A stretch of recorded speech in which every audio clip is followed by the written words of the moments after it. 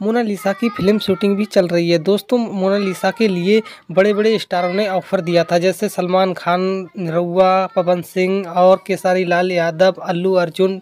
इन सभी स्टारों ने, बड़े बड़े स्टारों ने मोनालिसा के लिए फिल्म ऑफर किया था दोस्तों। अब उनकी पहली फिल्म की शूटिंग केसारी लाल के साथ में आने वाली है तो दोस्तों, और कुछ शूटिंग की तैयारी चल भी रही है दोस्तों, और बहुत ही जल्द कहना है कि होली से पहले ये फिल्म रिलीज हो जाएगी दोस्तों, और आपको बहुत ही जल्द देखने को मिल सकती है। तो दोस्तों, इस फिल्म का किस किस को इंतज़ार है कमेंट करके ज़रूर बताइएगा। और जैसे ही ये फिल्म रिलीज होगी, किस दिन होगी, किस तारीख को होगी, मैं अपने चैनल के माध्यम से आप तक इस जानकारी जरूर पहुंचाऊंगा दोस्तों। इसलिए अगर आप चैनल पर नए हैं तो चैनल को सब्सक्राइब जरूर कर लें और वीडियो को लाइक शेयर कमेंट करना बिल्कुल ना भूलें। मिलते हैं तब तक के लिए ऐसे ही नेक्स्ट वीडियो में।